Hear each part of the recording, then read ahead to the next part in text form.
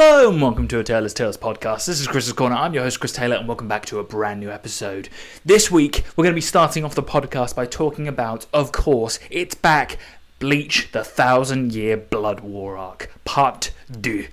The first episode was released yesterday.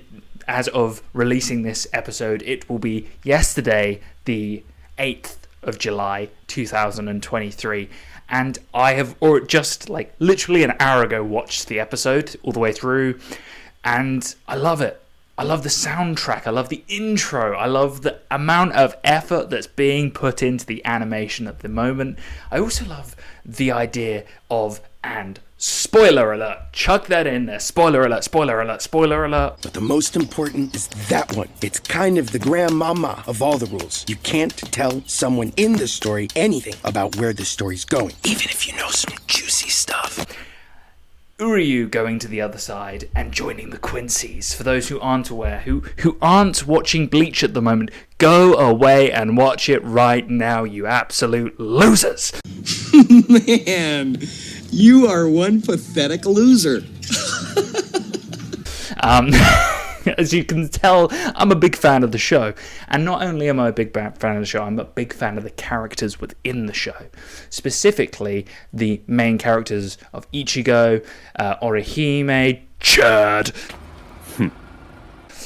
Uryu, all of the main ones as well. Obviously, there's also the Gote 13. I'm not going to go through every single character in the show, but let's just go through some of the best parts of the newest episode of the 1,000-Year Blood War Arc, and what I'm seeing in the future for the actual series, and what I'm hoping for to see through the series as well.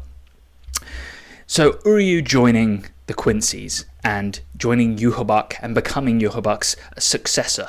Extremely interesting to see how he's gone from basically one of the good guys to joining the bad guys within this scenario. And it's very blurred lines, because obviously we always root for the Soul Reapers, because the Soul Reapers have the justified sort of existence, because they don't destroy the Hollows, they convert them into the next life and almost pass them through. By killing them, they pass on a new energy, while the Quincy's just kill them, and there's no extra material for the Soul Society, and therefore by doing so they disturb the balance of life and death. They disturb the disturbance between the human world and the Soul Society, and therefore that is why there is a war between each side.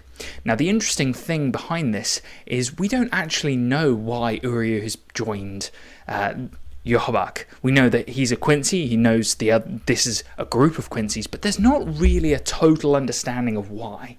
Like, his grandfather trained him to be a good person and trained him to be a Quincy in the positive, altruistic terms. We've seen so far that Yhwach is a bloodthirsty murderer. Like, the Quincy's will just slay Soul Reapers without even thinking about it.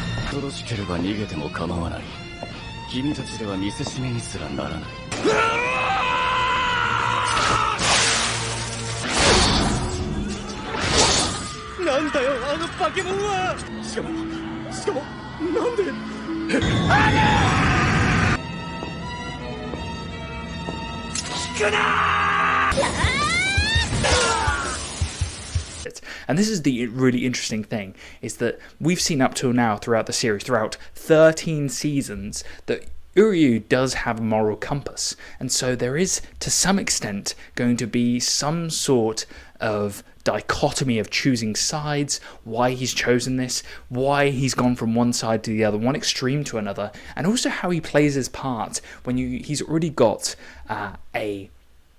another general by his side. Yhwach already has a general, the gentleman with bright blonde hair. I forgot his name. Sorry, some of the Quincy's I am not going to know the names of off by heart. I know Busby because he's got the pink mohawk and he's kind of cool. Because that is a really cool character design. Whoever put that together, I don't know why. He just looks unique, and the more unique these characters look, the more likely you're going to remember them, and therefore the more unique they are, the more powerful they are, and so on and so forth. But it's also interesting to see the Yhwach's blood is given to Uryu. It's like the idea of, like, he's becoming part of Yhwach, And what we know so far from the series, and I'm not going to go into the manga because that would be cheating, what we know so far from the series is that he's just a very powerful person, so therefore some of his power is going to be placed into Uryu, and therefore awaken the Quincy powers within him. And therefore we're going to have at some point a battle based off the intro of the newest episode between Ichigo and Uryu, two friends, two brothers, two sides of the same coin.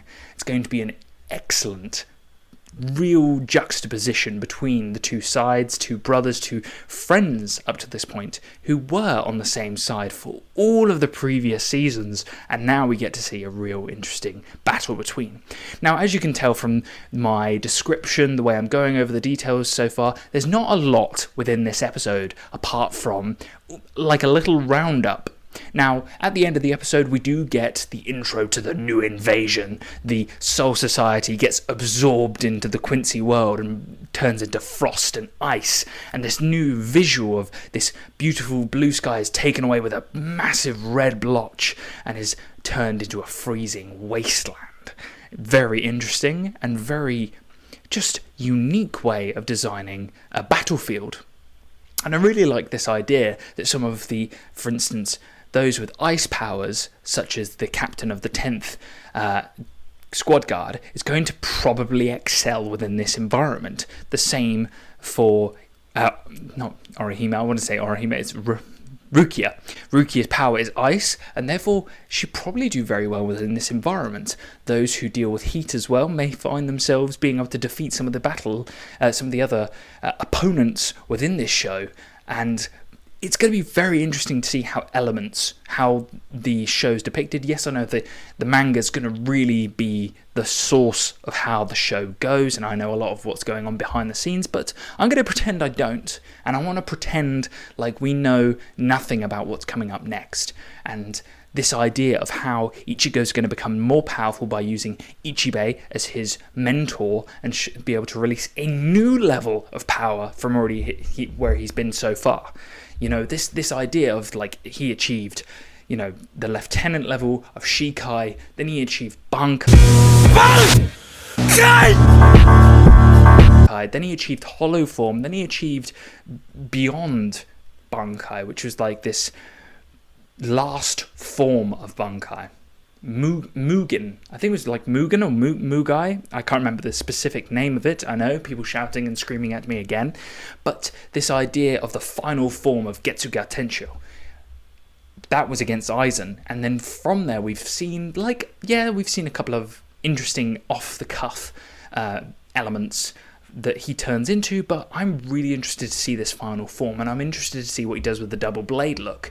It's very intriguing to see how this new version of Ichigo has been designed, and how we're going to see in the new series how those powers come to fruition. Now that he has access to Squad Zero, can he use the knowledge that they have there to become even more powerful than he already is? This is something that's really interesting to me, something this level. I think it's because of my love for video games, this idea of leveling up, of an RPG, of learning new powers, of there's never an end, there's always something more. That's what I love about Bleach. They always have this new level. There's Bankai. And then there's fully formed Bankai. And then there's fully formed Bankai. Plus this level and this level, and there's even more power. There's never ending. And there's the only last level of the Soul King, who we are yet to see in the series, and yet we get a nice little snippet at the end of the episode, showing us into the next episode that we might see, finally, the spoken of, up to this point, mysterious Soul King, who holds the Soul Society together as a keystone for both the human world and for the soul world.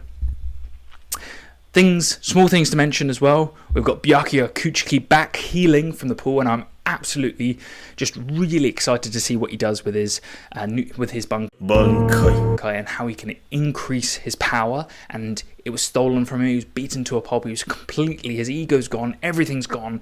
How can he build from this? He can grow from the ground up. It's going to be a lot of this, a lot of training arcs between now and these captains fighting some of the best Sternritter in the Quincy army. And yet they have near to no time because they are being invaded already.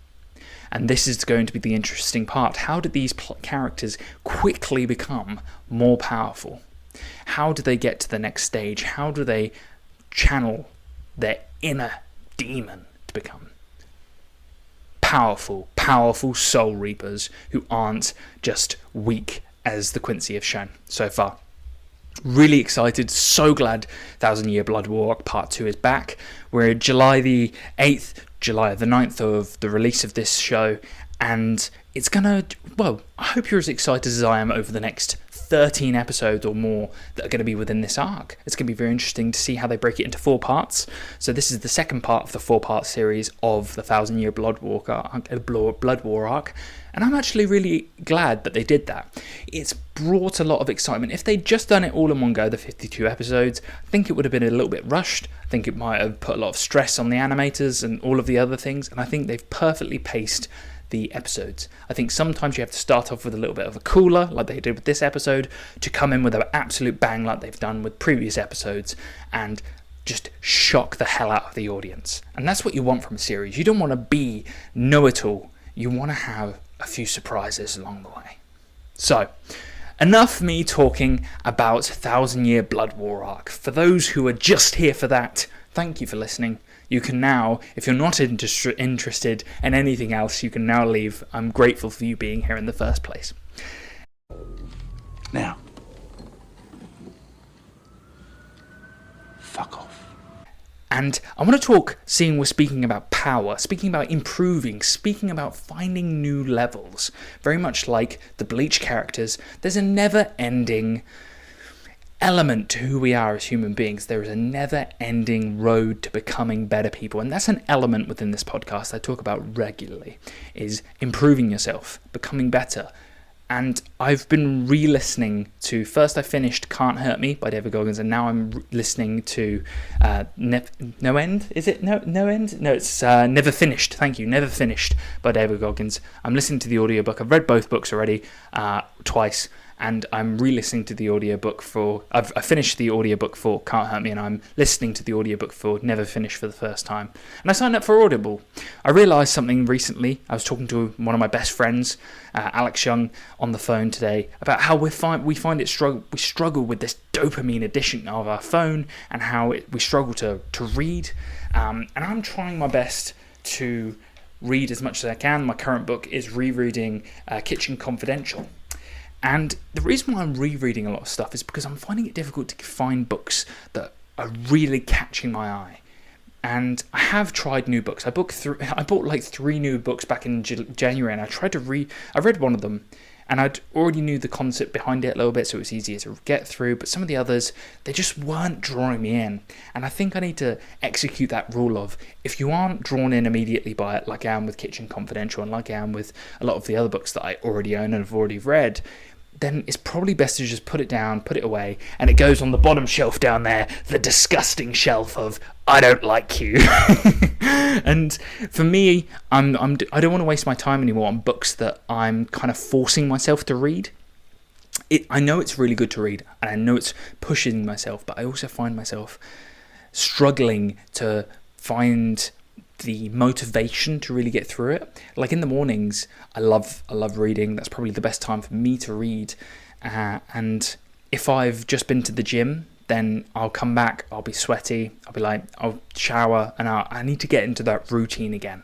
And so the reason why I'm talking about this is because I've realised I've allowed myself to kind of coast a little bit in terms of my workout regime, my just general things outside of work. Yes, the podcast. I took a break from last week, the podcast, for those who noticed, because I realised the one that I recorded wasn't up to scratch, wasn't up to standard. I recorded it and I didn't release it because I didn't like it. I didn't like what I'd put, and personally, I don't want to release something unless I truly believe in it, and if I don't believe in something, I'm not going to do it. And this is why I'm talking about me coasting. I think I'm showing a little bit of weakness. Like I have, the reason why I'm listening to Goggins again is because I need to relight that fire within me. Like I've been doing my minimum of 25 miles a week running. I've been doing my weightlifting every set, 4-day minimum. So basically I work out every single day, whether it be running or weightlifting. But that's my minimum. I'm not finding that next level. I'm not finding beyond Bankai. I'm not finding that new me just by coasting, and I'm not pushing myself with my reading, and I'm not pushing myself with my Wim Hof and my meditation. I'm just coasting a little bit, and that's something I've talked about many times, and I've realised it. The reason why it pisses me off is because it's inside me, and I've realised I've been angry lately because I'm angry with myself. I'm angry with the person that I'm allowing myself to be. So I'm setting a new standard from now on. I'm going to be running every single day from now on. I will not be just running those 3 days a week. I will just be putting in a minimum of 5 miles every single day. I'm going to start with today. As of recording after this, I'm going to go for a 5-mile run. I've already worked out for 2 hours in the gym today. I already put a shift in. I already sweated out, but it just feels like Goggin talks about how he wrings the shirt out. So I'm getting ready to board my plane yesterday, and this NFL football player comes up to me. He goes, Goggins, can I ask you a question? How do you keep that dog mentality? I said, let me ask you a question. When you were younger, what did you want to be? He said, an NFL football player. But once I got there, I lost that dog mentality. He had a finish line in his brain. Guess what? A true dog mentality, I have a dog at home. I can feed that motherfucker all day long. He never gets full. It's not enough you made it to the NFL. Be the fucking MVP. It's not enough you ran a 5K. Win a 10K. It's not enough you became a doctor. Be a better doctor. It's not enough you lost 50 pounds. Go out there and do something with it. Guess what? It's 109 out here, but guess what? It's not enough. Stay hard. And I've got so much energy right now. I feel like I'm not putting it out there. I'm not putting everything I have out on the line. And if I want to do my 61 miler next year as an ultra, then if I'm going to be doing that, I'm going to have to put in the miles. And if I'm going to be doing my 25 plus 25, I'm going to be getting 50 miles in per week, not just the normal 25, which I can do.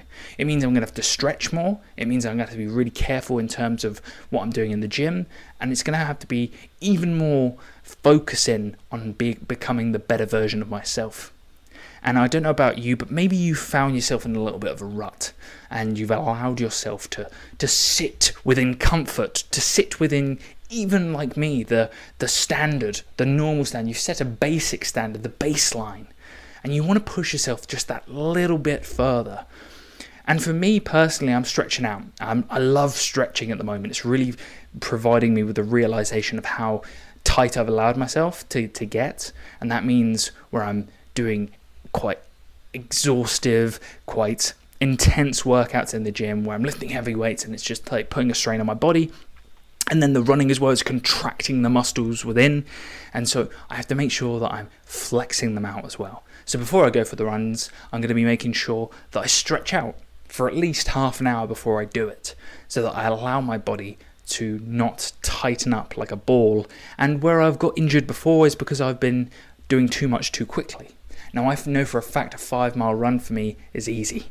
It's real quick, it's real fast, and it's done within 30 minutes. And I could probably really slow it down. I could probably slow it down to 40, really focus it in and train my heart rate, which is probably what I should be doing at the moment, is heart rate training. But I also just like to get it done. I also like to do speed work. So I think I'm going to have to divide it up into days where I'm just doing heart rate training versus speed work. Speed work can be done on Fridays and Tuesdays, for instance, and then heart rate training can be done Monday, Wednesday, Thursday, Saturday, and then Sundays, the race pace.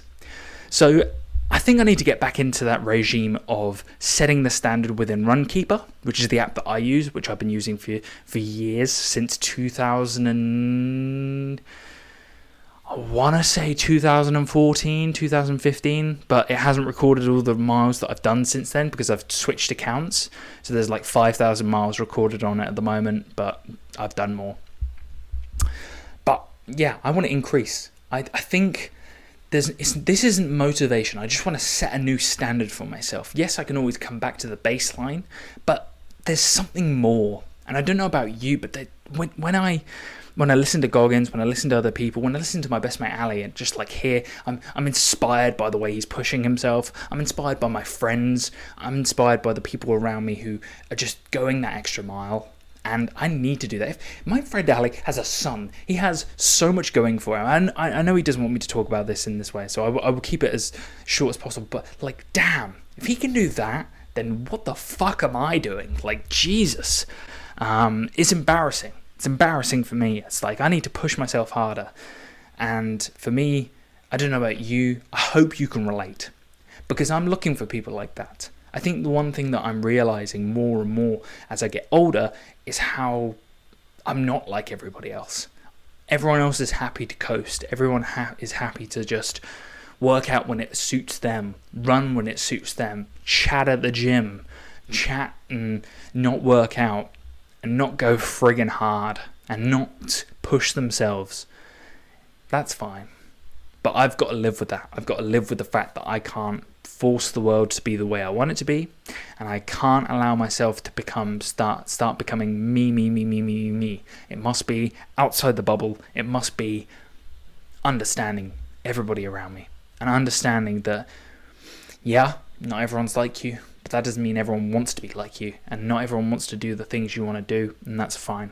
But I am looking for more of the savage mindset of that, wanting to push yourself further and wanting to go further and wanting to just always hungry.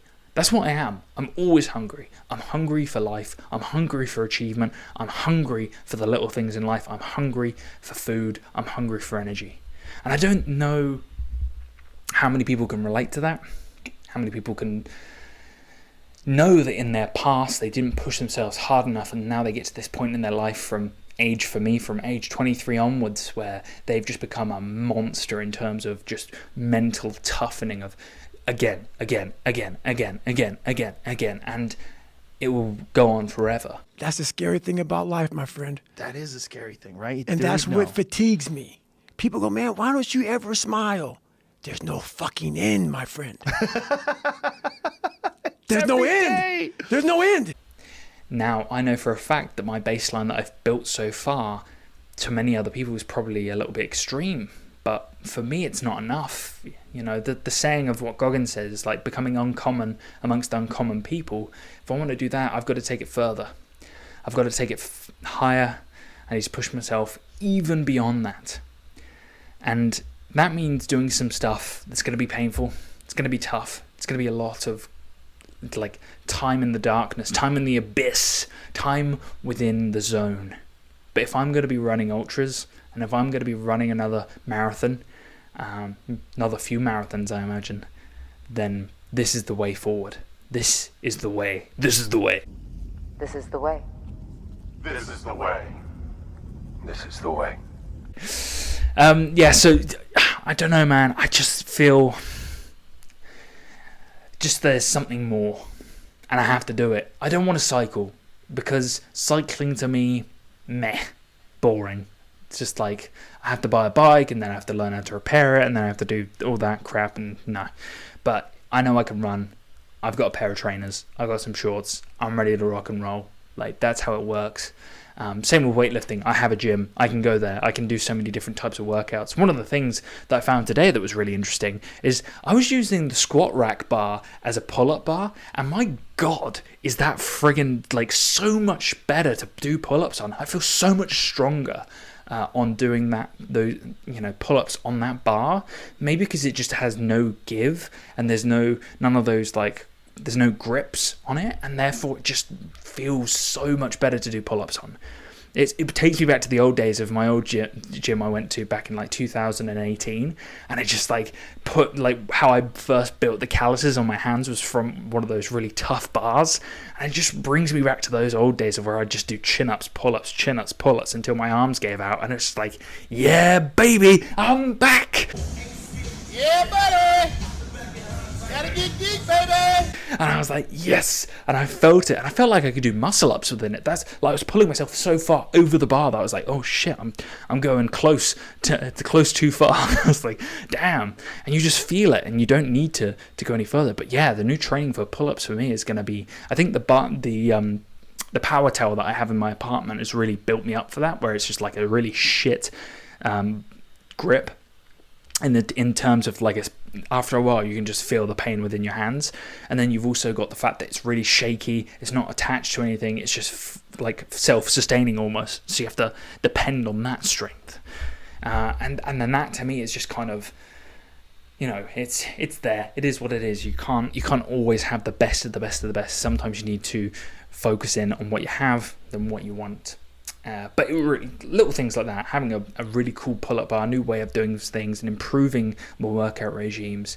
Something else as well today, I realised that for me to truly push myself, I can't be friendly with people around me in the gym. I can't be, this is my religion, this is my zone. Some people believe in God, some people believe in whatever. I believe in myself in the gym. I believe myself pushing further and further and further, and so I have to go into the zone. I have to go into the dark place. I can't be happy-go-lucky in there like I am 90% of the time. I have to go in with the dark mindset, the monster mindset. I'm here to dominate.